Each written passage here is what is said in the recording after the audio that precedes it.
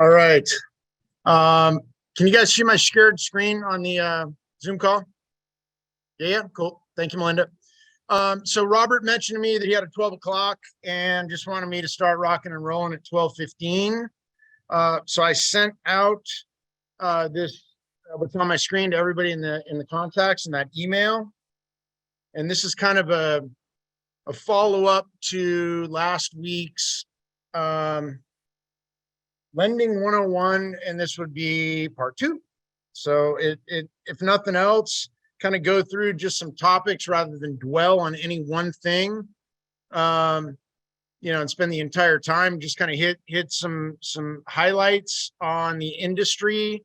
If anything pops up or questions arise, certainly we can get after it. But without any further ado, so right to the sheet. We had an entire session recently about mortgage insurance. So much like last week, we have 25 or so questions we're going to kind of rip through. Same with this week. So the whole mortgage insurance, and for those of you that were not in past sessions, it seems to, especially for people that have never purchased a home before, like there might be some upside or benefit to the consumer. And it just could not even be further from the case. It really doesn't benefit the client per se. God forbid they can't make their mortgage payment. All of a sudden insurance kicks in, or some way, somehow that they're covered, or there's a safety net in place. The bottom line is the borrower pays it. It protects the lender. It really doesn't even protect the borrower. FHA requires it for all loan to values. So this whole conventional loans. Greg, can I say something really quick? You may, yes. I see a picture of your email screen. I don't see a picture of that document. Okay, hang tight. Thank you. Appreciate you saying that. Bear with me for a second.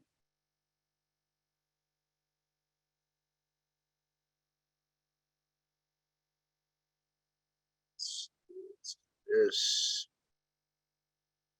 How about now? Any better, Valerie, or no? Same email? So the email. Hang tight. No. Does anybody else see what I'm seeing? Yes, I'm sure you're all seeing the same thing. Yes, I'm seeing emails as well. I didn't just put it that way for you, Valerie. I'm not quite that good. Hang tight. Stop share. Share screen. Any better now? Cool. All right. So yeah, the number one, that's mortgage insurance. So who pays it? The borrower pays it. Conventional loans, less than 20% down payment. We talked in previous sessions about the benefits of second mortgages. Might keep you away from mortgage insurance. Might get you better pricing, but in a nutshell, mortgage insurance is protecting the client, the lender. And God forbid the borrower defaults, the mortgage insurance is the thing that kicks in that covers any high-end losses for the higher loan to value. So that's really, in essence, what the client is paying, is to protect the lender from any losses at higher loan to values. God forbid they have to foreclose. Number 2 on here. Why do we as lenders present options for financing? So I've had some people that have even questioned, like, gosh, it isn't just one size fits all. Why is it there's 2 options or 3 options, or, why do we do that? Or, how does that work? Really, in essence, from my standpoint, and I've been in the industry for 30 plus years. It's all I've ever done. I don't do real estate. I do loans only and lending only. But it's difficult to get inside of somebody's head and ask them point blank, what kind of person are you? The kind of person that wants the lower rate and lower payment and pay more fees? Or are you the kind of person that wants to pay less fees at a higher rate or a higher payment? So rather than go back and forth, and most people out there would say, I want the best of both worlds. I want the low fee and the low rate. We present options to people to empower them to make decisions. So if you want to get the rate down, no problem. You know, you want to get lesser in fees, and it's going to be a little higher in rate, maybe with some lender credits. Number 3 goes hand in hand. Does it matter which option the borrower selects? For us as lenders, it doesn't. So I'm going to put together options that they qualify for. I'm not going to create options for them that are unreasonable. But at the end of the day, they all work. You know, pick a winner. I hate to oversimplify it, but you know, if I gave any prospective client 2 options, at the end of the day, I really don't care. So the number 4 or number 3 rather, what does it matter which option they pick? Doesn't matter to me at all. And not to sound arrogant, but for us as lenders, we're gonna have this exact same amount of money in any option that we propose. Can we negotiate down from there? We could if we wanted to, you know, but and the options are a starting place. So it basically empowers clients to make decisions within kind of a narrow scope. Number 4 in here, what pitfalls do we look out for when we create any options? I'm not going to say that you know, it's just random. So pitfalls would be things like, and we've talked about this in prior trainings, there are maximum loan limits in counties. We would be foolish for us, the conforming loan limit, 726,200.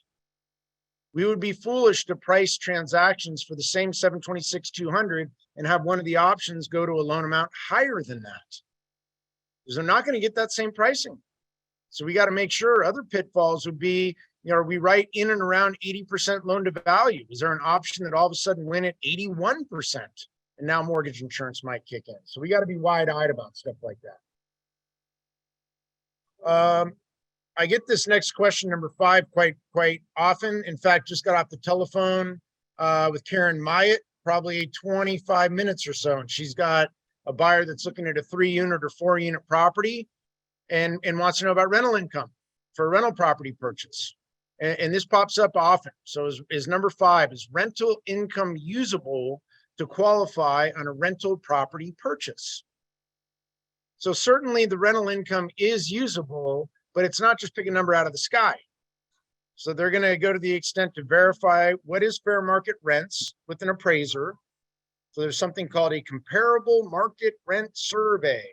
And they take 3 other rentals that are similar, just like an appraisal for valuation, where they make adjustments based on bedroom bath count, square footage, things of that nature, amenities, pools, whatever. It's the same on a comparable market rent survey.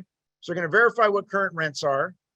If you want to use the income and it's a new rental, then not only do they need the comparable market rent survey, but they have to go to the extent to get a fully executed rental agreement, plus the canceled check for the security deposit, plus the canceled check for the first month's rent. And the lending community is only going to use 75% of gross rent. They don't use dollar for dollar. So if you had rents for $1,000, that means you're getting credit income for $750 per month. The rent was $10,000, it's $7,500. It's not dollar for dollar. If you have a pre-existing rental that someone wants to purchase and there are already tenants in there, and that was the situation with Karen, and she says it's grossly under fair market rent.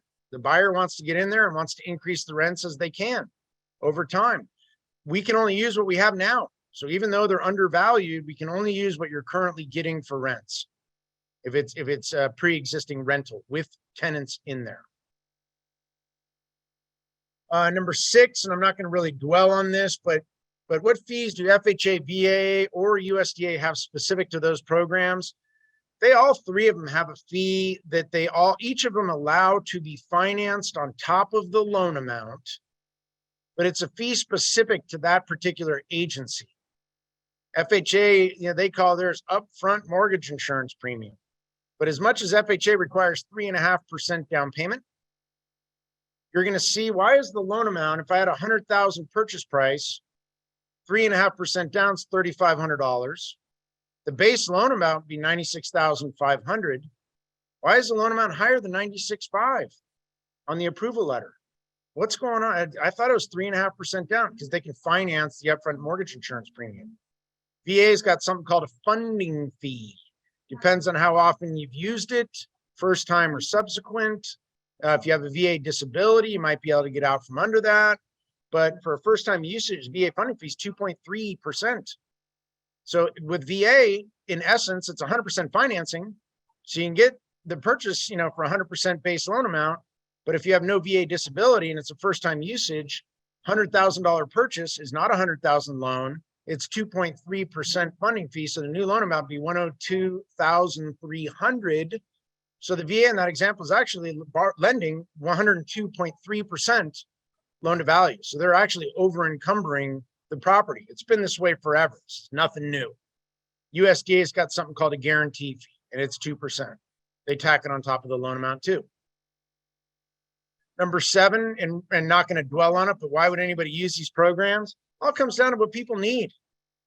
So for the lending community, let me see what somebody's looking to accomplish. Let me see what their qualifications are.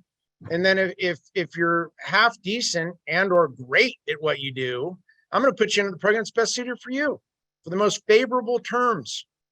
That's what we do. Why do we have such a large product offering on anything? Is to make sure that we're identifying where is the sweet spot? What is the best for these particular people?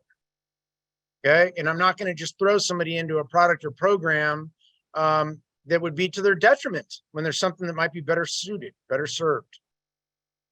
Number 8, and some people have heard this term, arrive. What the heck is arrive? Some of our loan officers have used this term. I'm not following. It's got one R in it. What the heck is this? It's our loan processing software. So it's where all the loans go, but it's also got a pricing engine in it. So we have, and for anybody that's been with our organization and brokerage for a minute or two, unbelievable amount of investment on technology, systems. I mean, really very forward thinking. I'm not going to downplay this for a third of a second. And Arrive would be no different. So when we put scenarios into Arrive with the lenders that are in there, the integrated lenders, it basically prices against one another and tells us who's the most competitively priced for that particular situation and scenario, based on the loan to value, based on the credit scores, based on anything. Why is on number 8, the second half of that is why is it important? It's where all of our files are housed. So absolutely got to be. We're doing a handful more cash out transactions. So I added number 9 in here, if nothing else, just to elaborate. But for a single family residence, what is the maximum cash out for conventional loans, for FHA loans, for VA loans? Credit card debt's higher than it ever has been right now. Last I read in the Wall Street Journal was sitting up at 970 billion with the B dollars in the nation. It's a silly amount, over the top. So there are people out there, and I had 2 of them yesterday, where our agents want to go in and list a house and get them another one, and or first time home buyer, get them in. And these people are sitting on just a ton of debt, so there have been instances with regards to listings that unfortunately people have incurred so much debt that they can't qualify for that new home that they're seeking. So maybe it makes better sense to take a step back, get a cash out refinance done, consolidate some debt, get them a better situation, and then position them, maybe for that, sale and new purchase here down the road. So max cash out loan to values, this conventional loan, they go to 80% of what the property's worth. That's it. Property's worth $1 million, 800. Property's worth, 100,000, 80 grand. The FHA product, 85% loan to value. So a little higher with FHA, and VA will do 100% cash out. So they're a very, very lenient program would be an understatement. If I were missing the boat on this max cash out here, for any of these programs, and they aren't having existing first, we need more money. The second mortgages that are out there, whether it's a fixed rate equity loan or whether it's an adjustable rate equity line of credit, those go higher in the equity stack than a standard first mortgage, with the exception to the VA. VA is 100%. Number 10, and if nothing else, and not going to dwell on these income worksheets, but why and when do we use income worksheets in the lending community? every one of these agencies has a worksheet that calculates what they will use for income. There's an unbelievable amount of people in our industry that just turn a blind eye to it. The customer says they make 10,000 a month, they use 10,000 a month. Never verify anything. Never really put pen to paper or get into a worksheet or input information. We do on every single one to determine what is usable, what do we have, and not just hazarding a guess and kind of throwing, that proverbial spaghetti noodle against the wall and hoping it sticks. So we use them on every deal, and it doesn't matter if they're a fixed income, a base wage, whatever they got. We're making sure that we know what income in certainty. Number 11 on here, and this is another really goodie, our maximum debt ratios published by Fannie Mae, Freddie Mac, FHA, or VA. So, this question comes up often. What is the maximum debt ratio? How high can they go? What does this extend to? So the answer to number 11 is there is nothing published within the agencies with regards to maximum debt ratios. It all comes down to, what can be done through the automated underwriting through desktop underwriting is DU, is through Fannie Mae, or LP is loan prospector through Freddie Mac. Pretty much establishes what is the max. We do these VA loans over here through the Department of Veterans Affairs also in Calvet loans. They have no maximum debt ratio. We had one recently that got approved on a VA loan for 100% financing with debt ratio 76% over 76%. It's very high. So it all comes down to the strengths and weaknesses of the borrower. Do they have good money in savings? Do they have, good stability? Are their debt ratio, is their credit score high to offset the high debt ratios? Number 12, and so there are no max debt ratios published. Number 12, are there maximum debt ratios published for programs like USDA or the CalHAFA? Definitely when you're getting into down payment assistance or some other government type programs, they do have maximum debt ratios. Got to stay within a certain number in order to qualify for that product. You want to go down payment assistance? It's not 76%. They're going to have a maximum debt ratio. USDA's got certain max debt ratios.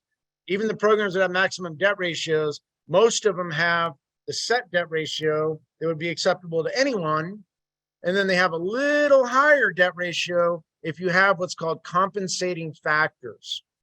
So they may come back and say, USDA is a great case in point, a compensating factor with them. Have you been on your job 2 or more years? That might be a comp factor. You have, a certain amount of savings post closing. That might be, and so they say, hey, if you're a better credit risk, then we'll let your debt ratios go a little higher than somebody that's not. Okay. I got a few on the second half of Lending 101. I got a few things in here that are just kind of just general, but yet it's come up so many times over the years. Number 13 is a great thought-provoking question. I've had a lot of people, especially those that are newer in the industry, ask open-endedly, when should I be asking for referrals? At what point in the transaction? Do we wait to the end? Do we have to show that we did a good job? Like, what is the kind of the quantifying piece that says, hey, I've now done what I otherwise should do, and now I'm okay to ask for referrals? And there is no magic to it. And I'll tell you flat out, if I said it once, I said it 1,000 times. I ask for referrals in the very first conversation I have with people, and always have. There are transactions referrals I get from people where I can't even help them, but I treated them well. I treat them with respect and dignity, and explained what the situation is. I gave them maybe a roadmap of things they need to do to get to where they want to go, but I couldn't help them. And they thought, like, hey, you know what? You treated me well. You seemed very knowledgeable. You were very thorough. And they're still going to give me referrals through friends, family, coworkers, whatever the case may be. So I would not wait to the end. Our industry and your livelihood is very dependent on many, many other people, whether we realize it or not. So don't be at a point where, some other hand in the cookie jar, such as as the title company, the escrow company, an appraiser, a notary, a home inspector, God forbid, whoever, that all of a sudden is going to be a negative reflection, and somewhere down the road, they may come back and feel that, geez, that appraiser was terrible. Why on earth would I refer anybody to you? I can't sit here and control every aspect of the transaction, just try to manage it throughout.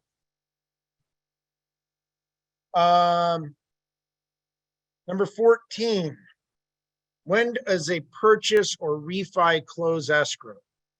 And this is for anybody that's done a transaction or two out there. It seems very common sense oriented, but from the client standpoint, until you have confirmation recording, the deal's not done. There have been instances, and it's the exception to the rule, but there have been instances that the deed goes for recording and the deed gets rejected. Maybe the printer, there was a faint line through the legal document. The county recorder rejects the document and something needs to be redone. It's very infrequent, but it's not over till it's over. And it's not over till we get confirmation of recording. So, just from the standpoint of, hey, the lender funded, hey, we're going to docs. Oh my gosh, we got a closing disclosure. Everything's great. Once again, confirmation recording dictates finality. And then it goes hand in hand with number 15. When is it okay for borrowers or clients? I say borrower from the lending standpoint, but any client out there to rack up any new debt, change jobs.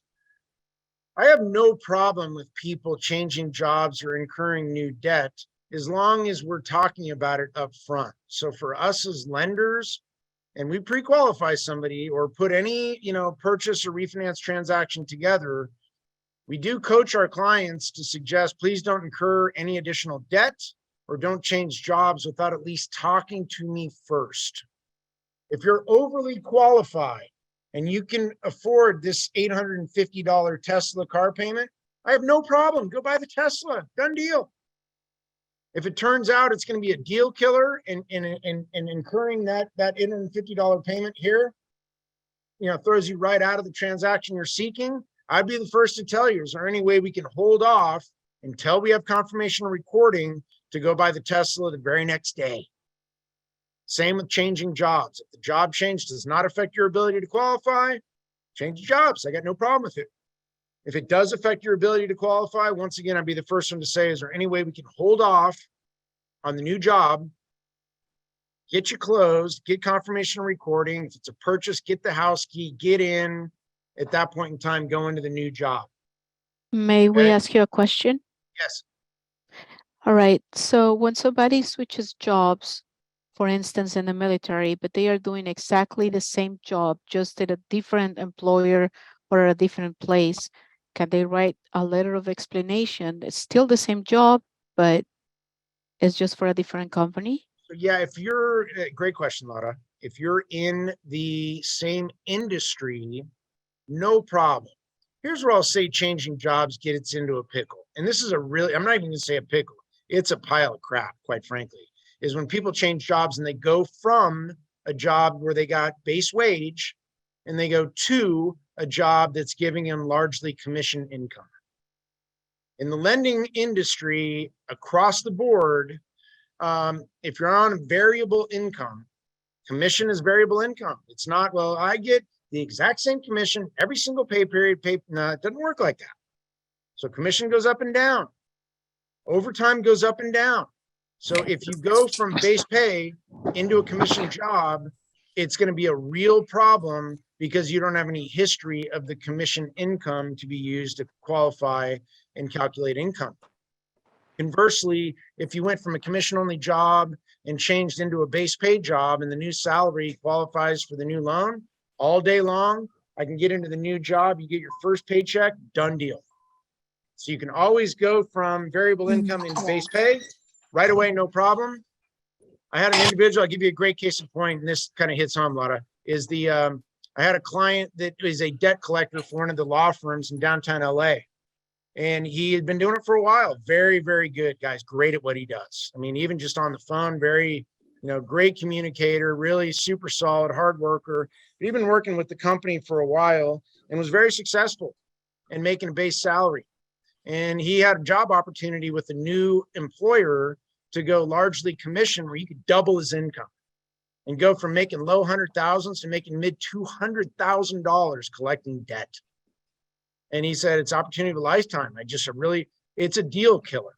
And I had to have a very difficult conversation with him to say, I know you're great at what you do, but if you do this, everything's going to unravel on you. Is there any way that the new employer could hold out? And I'm happy to talk to the new employer as well. I know you want the job. If you would like me to get on a three-way call and call them and explain what's going on, if there's any way they could hold that position for you until you can get confirmation and recording and get that house key and then move on with your life, no problem. But the fact of the matter is, if they really want you, and I would never, maybe say this to them unless I really knew them well, but if they really want you, they're going to hold out. Oh my gosh, you need an extra week or two? No problem. They're not going to say, oh, screw that house purchase. You're either taking the job or not. For most employers, they would say, hey, thanks for letting me know. What do we need to do to accommodate? So yeah, great question, but that's, kind of the nature of changing jobs. Those are things that definitely come into play. We've had some people nearing retirement. If you can hold off on the retirement, if I'm using that income to qualify, let's just get through closing, and then retire, enjoy your senior years. Wonderful. Great. Move on. Okay. Number 16. And this is, I have had arguments with people where, and I don't mean to sound rude once again, but when things are not going well, those clients tend to escalate and be calling people like me. And they're very frustrated and what's going on, and I'm not hearing. I feel like, I'm always a bother. But number 16 is purposeful in posing the question, how often should we communicate with our clients? As often as we absolutely have to. I got in an argument with someone last month and the clients are calling, and we're doing the real estate and the loan. And some people are very, very needy. I get that. We would wish that every single person we work with would be as easy to work with and we get along. We'd be exactly the same kind of people. It's just not the reality of things. So some people need that. And in the conversation on a Wednesday, I need to get status. And as I'm talking about it, the parties of the transaction, well, they just got status on Monday night. If I'm not going to sit here and bow down to them and accommodate every single time they call, they already know what's going on. They should be aware of this. The reality is you're not doing your job well if people don't feel good about themselves in the middle of the transaction. And some people need a little bit more handholding, so communication is really key. Those that communicate well get a lot of referrals in our industry. If there's any one real common denominator for excessive referrals and just real, strong sales ability is the almighty communication that goes into it. Number 17, another excellent question. What aspect of the transaction should we not concern ourselves with? And there are times that I deal with our agents, real estate agents, brokers, our loan officers. That's escrow's job. That's the appraiser supposed to do. And title company's handling that. And it is unsettling for me, would be an understatement, because the reality of things is that, and even when it comes down to the lender or anybody that we're working with, the reality is you're making the majority of the money in commission on the transaction. And as nice as I can possibly say it, act like it. Every single aspect of the transaction is important. The less that we have an eye for detail, the more ticking time bomb and things that we have, they're going to explode in our face. We have instances, and you've been, our real estate agents and brokers have been a party to a transaction where the agent or broker on the other side is over the top smothering. And the agent or I'm just not going to sit here and I'm not going to answer their call. And I'm at Disneyland today with my kids. I'm entitled to spend time with my family. I get that. But you could text them and say, I'm tied up with clients right now, and we'll get back to you after 5 p.m., 6 p.m., 8, whenever. But I think people appreciate the fact that, hey, I've gotten your message. I know that you need to speak with me. I'm tied up right now, and here's when I'll get a hold of you. But, to think that any part of the transaction is something we just shouldn't even bother with, you're short-sighted and you're going to make less money than somebody that's a little bit more wide-eyed and aware of everything that's transpiring and not at a point where you put your head in the sand. Number 18, are we able to compete with anyone and why? So from the lending community, are there instances out there where, they're going to Navy Federal Credit Union, they're getting a VA loan. I can't believe they did this. There's just no way we can compete with Navy Federal. That's Navy Federal. I've joked, we had one of our agents here I've known for a lot of years had her niece in a transaction and had gotten a financing option from Navy Fed. And then our agent said, at least, please, hey, talk to Greg, or, at that point, talk to one of our lenders, but mention me by name. Talk to Greg, at least let him a second set of eyes look at it. If they're giving you a great deal, he'd be the first to tell you. If he can offer you better financing, once again, and save you thousands and thousands, would you be interested? So on this VA loan from Navy Fed, and they'd used Navy Fed in the past. They were not first-time homebuyers. They're both husband and wife were career Navy. And we blew Navy Fed out for the exact same interest rate, just shy of $9,000 in cost for the loan, in reduction in the total cash to close. And even the first conversation, the niece had come back and said, I just don't think you can do this. They're Navy Federal Credit Union. And even jokingly, it's like they touched every base. They got the word Navy in their name, and it's a VA loan. They got the word federal in their name, and certainly you don't. And they're a credit union. But the end all say all is, even credit unions, as much as they're there to act on behalf of the members, the reality of things is we do business with lenders out there that are doing more business than anyone out there in the United States of America. They're offering the unbelievably most competitive financing options and terms. And they're making it back in what's called economies of scale. They're doing enough in volume where they can reduce their profit margins. And this is the why portion. They do so much more in volume that they're going to blow Navy Federal Credit Union right out of the water. We had a broker here and I've known John for years and years, great guy. And his son was going through a refinance through his credit union up in Simi Valley at the time. And it was in no slight on it. I'm a church going guy as well, but it was a faith-based credit union that his church was really advocating. We blew him out by over $20,000 for the exact same. I mean, just astounding. And I went back to him and he says, this is really difficult for me. The pastor of our church is really encouraging because the credit union gives back to the church. And I said, at some point in time, you got to make what the right decision for you and your family. And I would never hold it against you or anybody else. If you felt that was a better way for you to go and the $20,000 or so is not material to you, no problem. But this is absolutely doable. And this is the best that I can find out for you and your situation. So absolutely we can compete and or beat anyone that's out there. And then we also have the ability to do deals as thin as we as loan officers want to. If I want to do an accommodation deal and do something thin and make it back, on referrals. And I worked a home and garden show at the San Diego Convention Center it happened to be September 11th of 2021. And I met a battalion chief through Vista Fire. I did his deal as thin as I possibly could do it. I ended up getting 4 funded referrals from one guy. So it's all kind of relative, and I was competing for his loan. I went right down to brass tacks. I asked him, hopefully if I do right by you, you'd refer business down the road. And it wasn't like you have to give me referrals or I'm not doing it, but in treating him well and giving him a screaming deal, good things happen. Number 19 is DU and LP, always dependable and correct. Chat box, make sure I'm not missing you. The different industry, Ayana, and that gets back to changing jobs. Sorry, I missed you in the chat box, but you can change them to a different industry. It's easier when you're on jobs that are closer to minimum wage type jobs. If you're getting into real strong specialty fields, if I'm an electrical engineer with a doctorate, and now all of a sudden I want to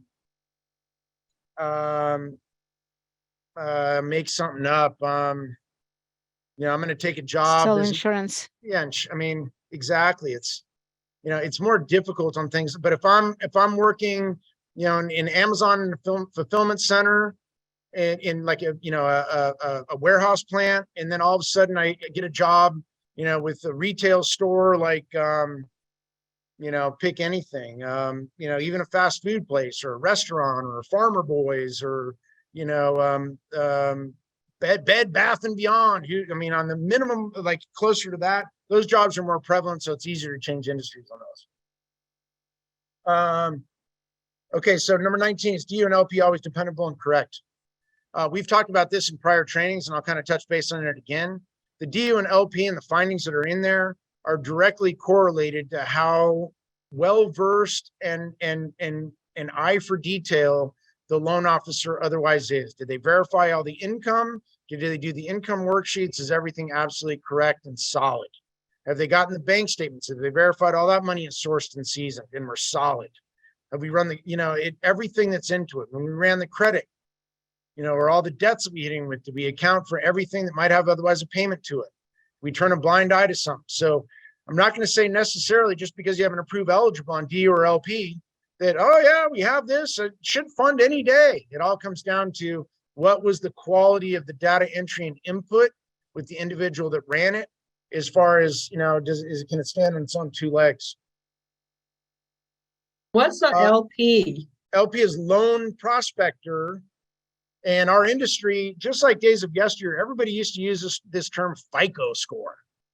Like, and every one of the credit bureaus has a different name for their credit score. But the industry tech talk, it's equivalent to like Xerox for a copy machine. They were just one company that did it, or Band-Aid to the adhesive strip. It's just one company that did it. So DU is what a lot of people associate automated underwriting with. But the agencies for conventional loans are through Fannie Mae, and Fannie Mae has desktop underwriting. They call theirs DU. And Freddie Mac is also conventional loan, same pricing. They have a different automated underwriting system. They call theirs loan prospector, LP. And there are some differences with LP that don't hold true with DU. And one of them right off the top of my head, and this is just like really quick, down and dirty, Freddie Mac will accept self-employed people with 5 years or more self-employed, only the last 1 year tax returns to qualify. Freddie Mac likes a 2-year average. So if the last year looks great, maybe it makes better sense and we can get them into a little bit more purchasing power to run it through LP and a Freddie Mac program, which is still conventional, same rate as Fannie Mae, but it's just the difference of, hey, we need this in order to get, you know, the most favorable outcome for our client. Number 20, and everybody's asking about rates these days. How long? When should we lock the rate? What do you think? Rates are creeping. We've had rates increasing here day to day. Rates are up again today. There's you know, a lot of nervous anxiety in the market. We discuss it as loan officers up front. I do, you know, ask people if, for me personally, if I pitch, and I would suggest to every one of our loan officers, if I pitch options to them and they like what they see, I'd be more inclined to put the foot in the door and get the rate locked in than hope that tomorrow is going to be a better day. If we feel, and we're very knowledgeable, we have some loan officers who are very knowledgeable on market movements, on what reports are coming out. There could be a jobs report that with an unemployment claim that maybe is coming out this Thursday or Friday, that if you're very knowledgeable in the industry and you're reading what these findings are expected to be, maybe you hold out until that report hits on Thursday or Friday, whenever it's coming, knowing that it's going to be more favorable and we'll have a little rally to the market and we can do better by our clients. But the how long should it be locked in for is for the time it takes to fund the transaction, or however long your escrow time period is based on the RPA. And then the when, I mean, for me personally, I'd rather get the foot in the door. I'd rather be at a point where if I lock the rate in, at least it's not going to be any worse than this. And if the market improves, we can work on trying to drop you down and get the better rate down the road. But you know, rates are unfortunately creeping. As much as the Federal Reserve is increasing their benchmark rates, it looks like on March 22nd is the next Federal Open Market Committee meeting. And It looks like they were thinking more modest, maybe 0.25% increments, but inflation is still going right to the top of the moon. So I'm thinking of what I'm reading, that we're probably looking at 0.5% to 0.75% back to that March 2022 increase, because things are just not adjusting the way the Federal Reserve would like them to. So yeah, it and kind of the rate lock in place. And last little thought on that is kind of the old adage: a bird in the hand is better than two in the bush, which just relates to, hey, to get the lock means I have this in my hand. At least I have this, rather than, well, I could have maybe something better around the corner. At least, like I say, we can get the foot in the door, and it won't be any worse than that. Number 21, when can a borrower pay for an appraisal and a credit report?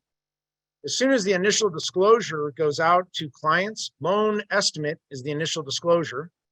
As soon as the LE, loan estimate, goes out, and the client acknowledges receipt of the LE, we can immediately order the appraisal. The credit report is the only thing we can order right away up front. So the federal regulations have the terminology, the client can pay for a reasonable cost for a credit report fee without the disclosure. So we can get the credit report fee up front without the LE. The appraisal definitely needs the LE. We can pay for the appraisal without the LE. So there are some instances that, man, we have a really tight, appraisal contingency. It must be done right away. You don't understand the sense of urgency. I'm not saying that we can pay it as loan officers out of pocket prior to the LE, but clients cannot pay for it. The borrower cannot pay for it until they acknowledge receipt, either through a wet signature or the e-sign. They don't have the DocuSign moniker, but it's the same electronic signature process.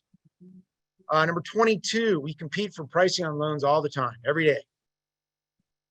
If I'm competing for a loan and number 22 says, what paperwork is needed?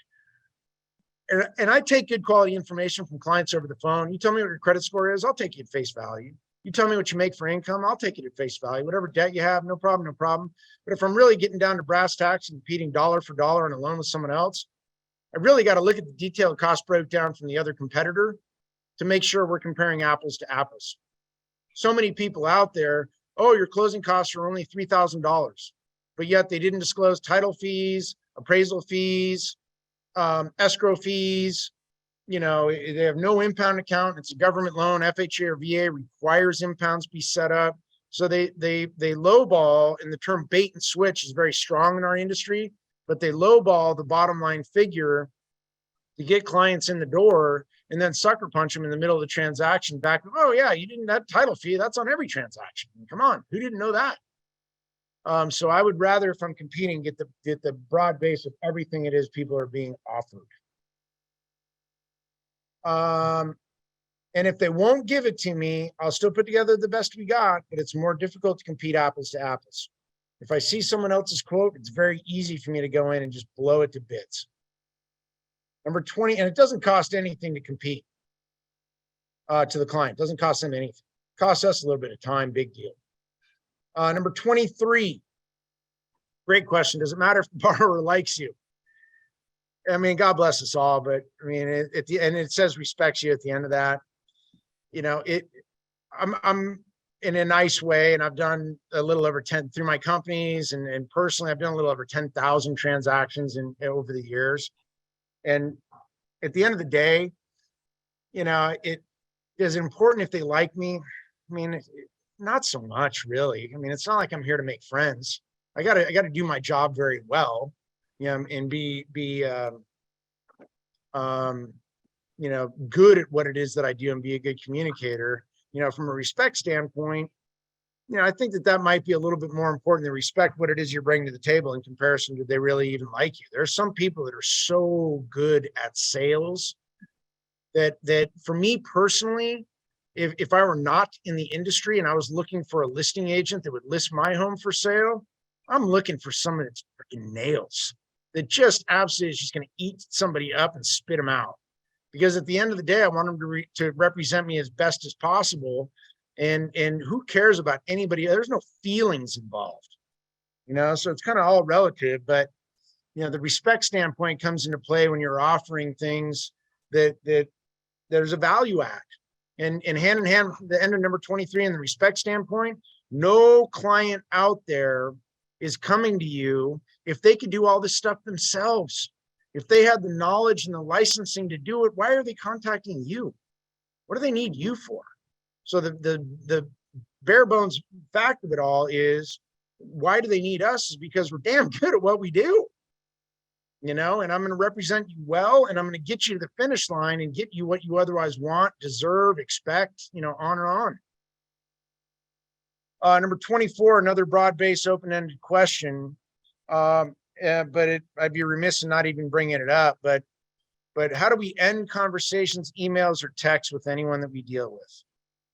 And I've always taken this, and it works very well for me. There are certain things in the industry that, and this would be one of them, that is put millions of dollars in my and my family's pocket and provided well. And in ending conversations, if you set the expectation with people as to what we're doing from this point and what we're doing from this point to the next time we speak, I think it goes very well and bodes well in comparison to leaving things very loose. And we just get off the phone like, okay, hey, thank you very much. You know, no problem. So with anything, you know, if clients are giving me as a lender all of their, and they want a pre-qualification, they gave me all of their documents. I'll review everything before the close of business today. If there's anything else I need from you, I'll let you know. And you can expect to have an approval letter before I leave the office this evening. You know exactly where you stand. If I need something, I'm going to let you know. If I can get through it, you know, I'll get through it. You know, if I've gotten all your documents, your loan is being submitted, I'm going to let you know what is the lender's approximate turnaround time for underwriting approvals. Once you get the underwriting approval, if there's anything needed, I'll let you know. If there's nothing needed, I'll confirm we have the approval and everything's great. If appraisals are being ordered, you know, I just want to let you know the appraisal's ordered. You know, we bill appraisals for the most part to clients on their credit card. We have a credit card authorization form. I'm going to let them know when the appraisal is being ordered so they're not blind. Wait a second. What is this charge for my card? You already agreed to and signed for it. But I'll let them know, you know, this is the next step. There are disclosures that are coming, you know, from the lender to their email. So in ending anything out there, I've always found that if I can set the expectation and then I set the expectation, so I hold up my end of the bargain. And I'm not at a point where I set unrealistic expectations. But if I told somebody that sent me all their paperwork early afternoon on a pre-qual for purchase with the approval letter request that I'll review it today, it should be an act of God for me not to get to it, and I'm still going to follow up with them. You know, I've had a family emergency. You know, I have to leave immediately.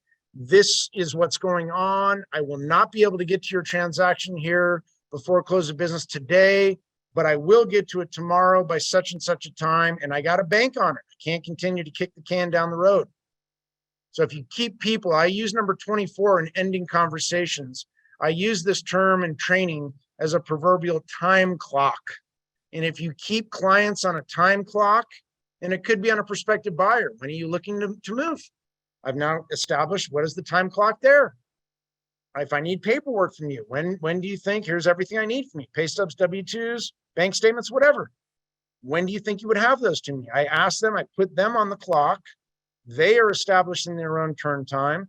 And then it's not unreasonable for me to call them if I haven't had it. If they said I should have it by tomorrow, Thursday, March 9th, by close of business, and I don't have it by 6:30, it's fair for me to call them and say, hey, just following up and touching base. I haven't gotten anything yet.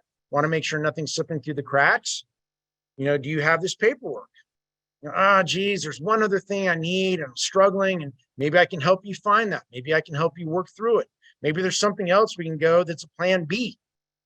You know, and I don't even, otherwise we're beating our head against the wall for something that maybe I don't even know, you know, it's not that important right now. Okay. So the time clock and number 24 and keeping things and setting expectations realistic, whether I ask the borrower to set an expectation, whether I do, it works very, very well. It seems overly simplistic, But in getting information from people like, okay, thanks for getting it to me. I'll review it. Okay, is that a day? Is it two? Like what is, and I think people appreciate the fact that, I know my industry well enough where if there's a call to action for something, how does this work? How long is it going to take? When am I going to be at the next step? Okay, what's going on? And not at a point where we get down to the end of the transaction and we're late to close and everyone's looking at one another. Because the fact of the matter is, for anybody that's been in the industry, once again, for a minute or two, if you come in late to close, it's very easy to look back in time through that, like hindsight 2020, to identify where people dropped the ball in the middle. What could we have done differently? Where could we have put more sense of urgency?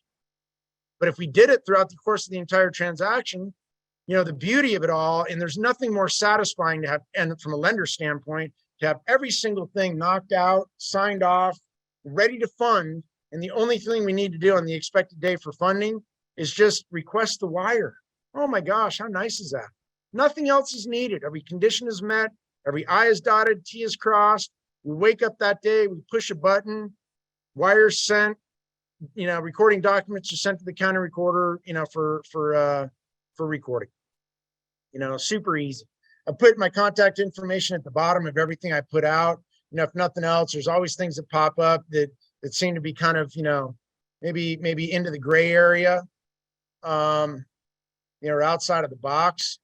But yeah, from the standpoint of any and every single thing that pops up, happy to answer and or engage on anything. I had one of our dual agents, loan officer, real estate agent, last night. I was at the office last night till about 8:25. I had somebody ask me earlier in the evening, what time are you here until? And I joked with Karen Maya when I talked to her before we started training. What time are you here until? Until I'm done. I mean, until I'm done with everything that I got to do today, that's, I'll leave when the work is otherwise completed.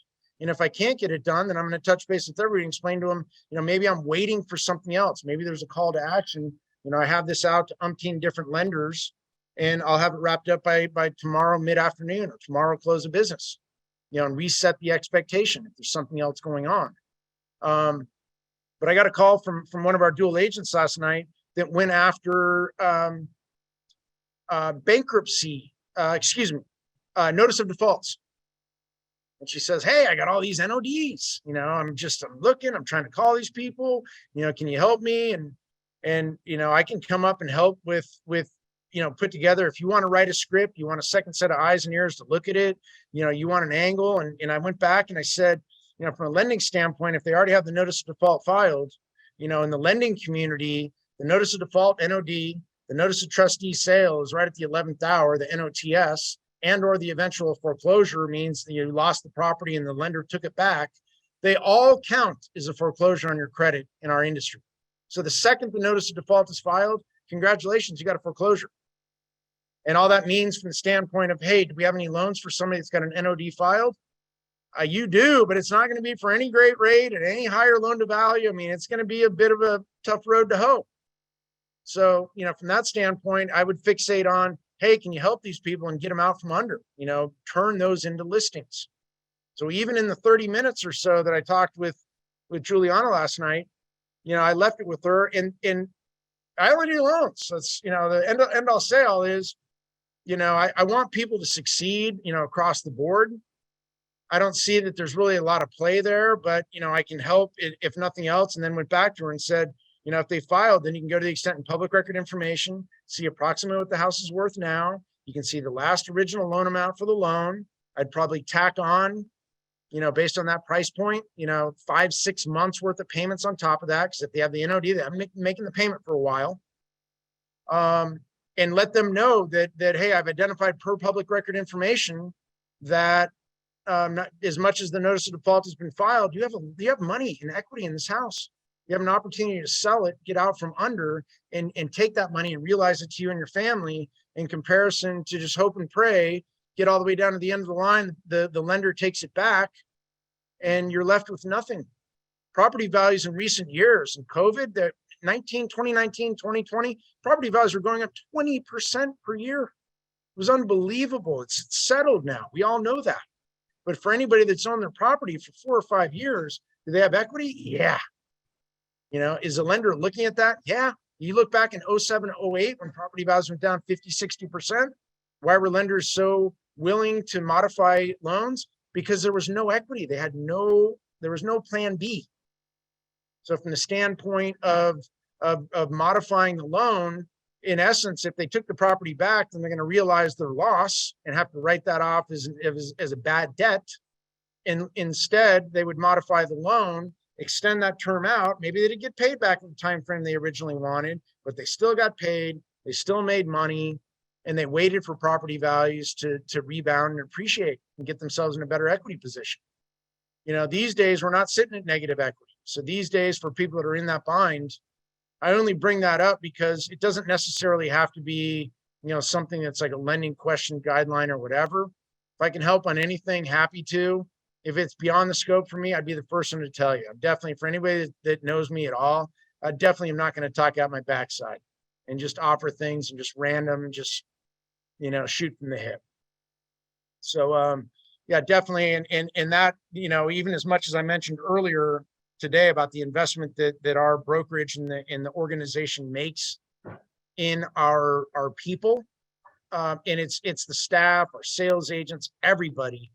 It holds true with the support staff as well. There's a lot of help and assistance. So don't feel like, you know, with anything, you're ever on an island. And like I say, a second set of eyes and ears sometimes is the difference maker to realize, like, why are we beating our head against the wall? We can take a step back, walk 3 steps to the left, and walk right around the wall. I got past it in seconds, you know, and at times we get the horse blinders on and you know, and get overly frustrated, even with other lenders that have this notion like, yeah, this is the only thing that can be done. Maybe there's another way to look at it that somebody hasn't you know, explored or examined. It holds true in the medical profession all day, every day. You know, the people that are really good at what they do are constantly reinventing themselves and looking at, how can I sharpen my task? How can I be a little better at this? How can I learn more? I'm learning every day. There's nobody out there for somebody to feel like, oh, I got all this figured out. No. You know, every deal sits by itself, and transactions are unique to each and every one. So that's the extent of what I have for today. Make sure I'm not jamming anybody. That's nice of you to say, Valerie. Thank you. But yeah, if I can ever help you guys with anything, by all means, let me know. And I got my phone in my pocket all the time. For any reason I miss your call, for a lot of folks out there, if I miss the call, like, you know, I'll get back to you. I'll text you when I can buzz you back. If I'm with someone else or tied up, but I try to catch every call as best as I possibly can. I'm not a big fan of voicemail, just like you guys aren't. All right. Appreciate you. Alrighty. Thank Prayer you, hands. Greg. You. Prayer hands emoji. God bless you. Thank you, Greg. Appreciate you. Good. You bet. No problem.